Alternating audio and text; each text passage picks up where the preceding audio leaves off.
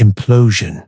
When destruction doesn't explode outward, but collapses inward. When we think of destruction, the image that usually comes to mind is a massive explosion, things blown apart, fragments scattering through the air. That's what we call an explosion, a violent release outward. But there's another, equally devastating phenomenon that happens in the opposite direction, often faster and quieter. Implosion, a collapse inward. Implosion occurs when the external pressure on an object exceeds its internal structural strength. Instead of bursting outward, the object is crushed from all sides, collapsing inward and shattering into itself. A simple way to visualize this is an empty soda can being squeezed. It doesn't explode. It instantly What makes an implosion especially terrifying is its speed. It doesn't happen over seconds. It takes less than the blink of an eye. And when it happens in extreme pressure environments like the ocean's depths, the consequences can be catastrophic. Understanding implosion helps explain the tragedy of the Titan submersible. The vessel didn't explode, it imploded under the immense pressure of the deep sea, collapsing completely inward. This isn't just a technical term. Implosion serves as a chilling reminder. Not all destruction is loud or explosive. Some happens in silence, but with equally devastating force. The ocean's crushing pressure.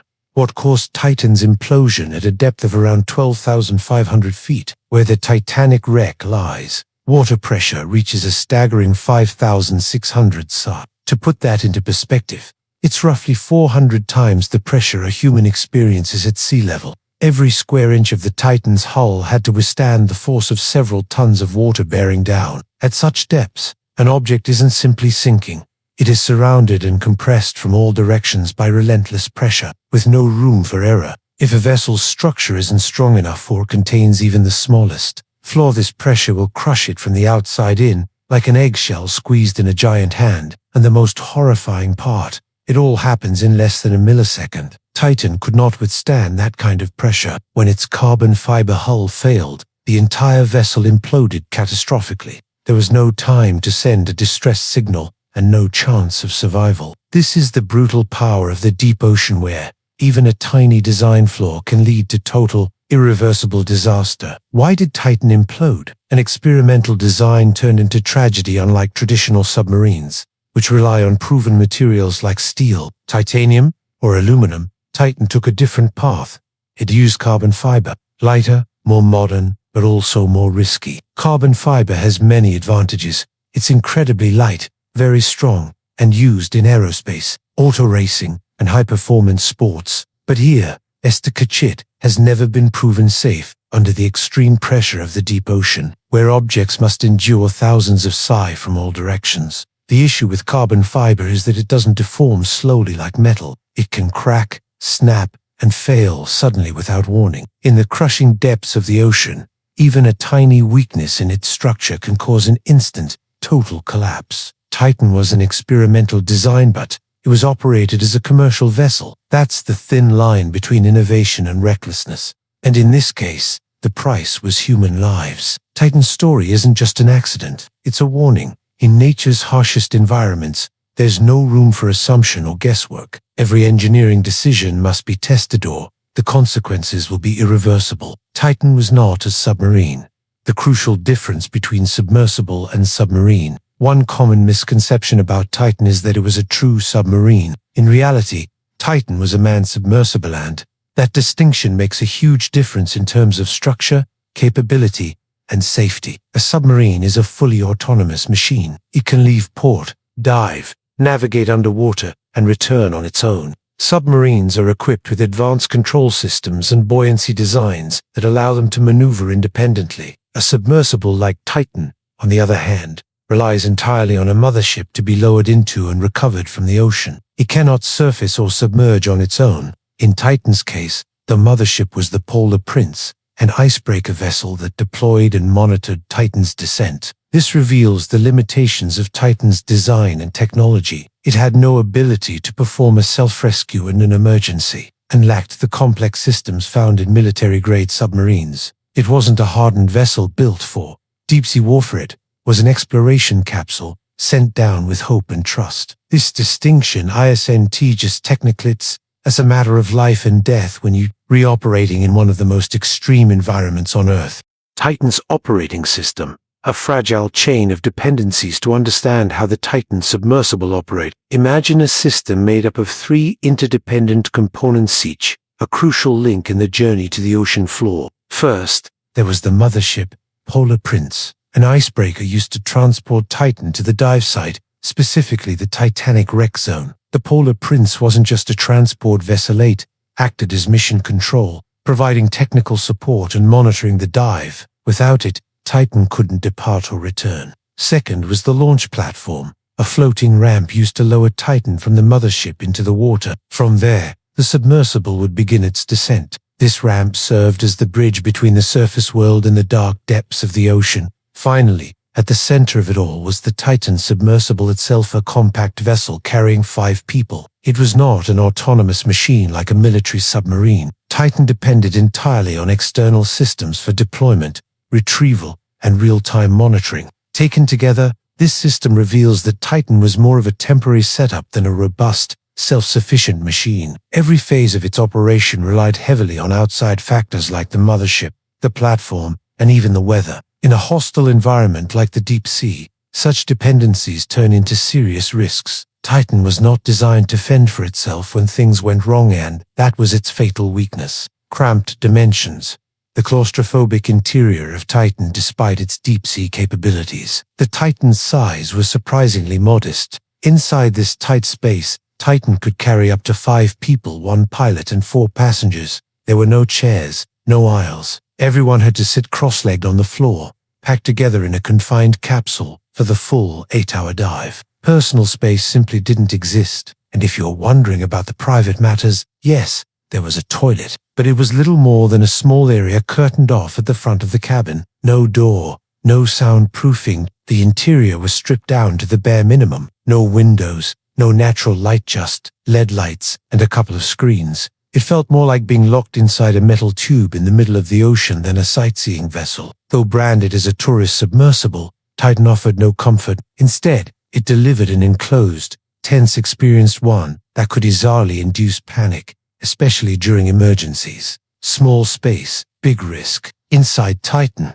where critical tech looked like a toy. Stepping inside the Titan, you wouldn't see a wall of advanced controls like in a military submarine or a high-tech cockpit. Instead, the primary control device was a game controller. Yes, a video game-style joystick, similar to what you'd use to fly a drone or play PlayStation at home. This joystick connected to 2 basic monitors, one for navigation data and the other displaying live video from the front camera. There were no sophisticated auto-navigation systems, no radar, no layered digital maps, just a surprisingly minimal setup. This simplicity gave the sub a very homemade feel, more like a garage prototype than a multi-million-dollar vessel built to withstand the crushing pressure of the ocean depths. While Oceangate described this as modern, efficient technology, many saw it as oversimplified to the point of recklessness. In an environment as unforgiving as the deep sea, where every detail matters, operating a manned submersible with a game controller isn't exactly reassuring. It raises a tough question. Where's the line between innovation and negligence? Titan's thrusters and air system.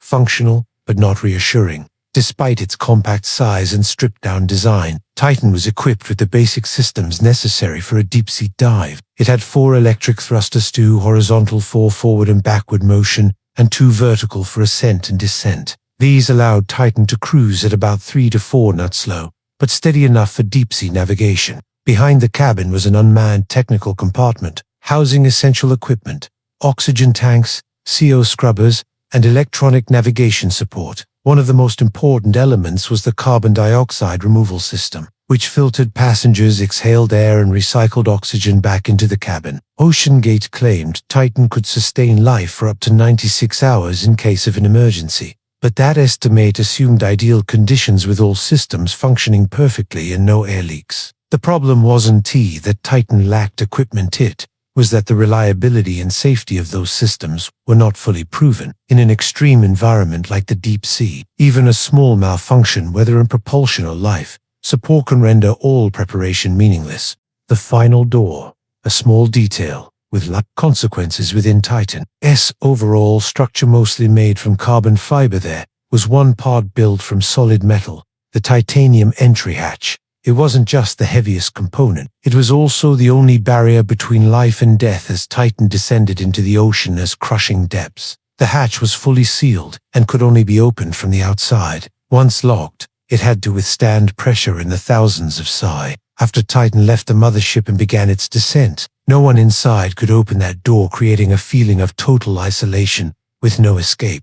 At the front of the vessel, specialized cameras and hyperword LED lights allowed the crew to see in the pitch-black darkness of the deep sea. 4 bright lights pierced the cold, dense water, enabling the cameras to capture rare, valuable footage of a world few have seen. When you look at these components, the single door, the watchful camera, the beam of light in the void, you can't help but feel a mix of awe and unease. These were eyes. These were hope, but also the final boundary. If anything went wrong, as it tragically did, these ordinary-looking devices would record the final moments. They're not just technical components. They are the threshold between light and darkness, between exploration and tragedy. Descending 13,000 feet, a slow yet perilous journey, Titan wasn't built for speed. It wasn't designed for agility like military submarines. Its max speed, only 3 to 4 knots, roughly the pace of a leisurely walk on land. But that slow pace required incredible precision. To pilot Titan, the operator used a game controller-style joystick. The mechanics were simple. Tilt forward to dive, pull back to rise, twist to turn left or right, and push to move forward or backward. But in an environment where every movement is resisted by immense water pressure, even small adjustments came with risk. Titan's propulsion system consisted of 4 small electric thrusters, which weren't strong enough for quick reactions. Pilots had to anticipate every move, act early, and make no mistakes. Deep diving is a craft of patience and control. There's no noise, no natural light, just the gentle hum of the motors and the dim glow of LEDs cutting through the vast, silent dark. In that eerie stillness, the Titan pilot wasn't just steering a machine, they were carrying the lives of an entire crew. And that's why, despite its simple appearance, operating Titan was never easy. From surface to seafloor, Titan's 6-step risky descent, reaching ocean depths beyond 12,500 feet, requires a tightly coordinated process where every step must go exactly right. Titan's journey began aboard its mothership, the Polar Prince, which served as a floating mission control center. Step 1. Polar Prince precisely positioned itself above the Titanic wreck site and dropped anchor to remain stable during deployment. Step 2. A specialized launch platform was lowered into the water. Titan was placed on this floating ramp knot, deployed directly from the ship for a safer start to its journey. Step 3. The launch platform gradually lowered Titan to an intermediate depth. At this point, Titan was still connected to support systems and not fully independent. Step 4. Titan detached from the platform, beginning its solo descent. From this moment on, it was physically disconnected from the mothership. Step 5. Titan continued its dive into the deep, heading toward the Titanic wreck at a cautious speed of 3 to 4 knots. Step 6. The pilot began maneuvering the vessel using the familiar joystick controller, guiding Titan through the dark abyss. Each of these steps demanded perfect timing and coordination. A single mishap, a misplaced anchor, a stuck platform, a communication failure could turn a scientific expedition into an irreversible tragedy. The end in silence. The implosion tragedy of the Titan submersible. What shocked the world most about the Titan disaster wasn't just the complete destruction of the vessel. It was the fact that it never made it to its destination. Titan was less than 1,600 feet from the Titanic wreck when tragedy struck. A journey that seemed so close to reaching its goal came to an end in absolute, haunting silence. The cause was rooted in Titan's carbon fiber hull, lightweight material that had never been fully proven under the extreme pressure of the deep sea. And that's exactly what happened. Titan imploded in less than a millisecond, too fast for anyone on board to even realize, let alone react. The collapse made no noise, no fire, no smoke, just a sudden void in the depths of the ocean where 5 explorers once were. The vessel disintegrated into 5 major sections, a level of devastation so extreme that only animated simulations could help the public grasp what really occurred. There were no survivors, no distress signal, no second chances. What began as a bold scientific expedition quickly turned into a global tragedy, sparking grief and shock worldwide and, raising urgent questions about safety, ethics, and the limits of unproven technology. Titan never reached the Titanic, but it carved a permanent mark in the history of deep-sea. Costly lesson written in the silence of the ocean floor. Final note: when passion meets engineering, we hope this video helped you better understand the technical causes behind Titan's catastrophic implosion. This isn't just a story about science, it's also a lesson about human limits, courage, and our enduring curiosity about the ocean's unknown. All the 3D technical animations, detailed simulations, and clear explanations in this video were created by just 2 people. No big production team. No fancy studio. Just passion, precision, and hundreds of hours of research to bring you a truthful, vivid, and educational experience. If you found this video informative, please consider liking it to support our small effort. And don't forget to subscribe to the channel for more in-depth content on engineering, exploration, and scientific analysis. Thank you for staying with us until the end. We'll see you on the next journey where knowledge and curiosity lead the way.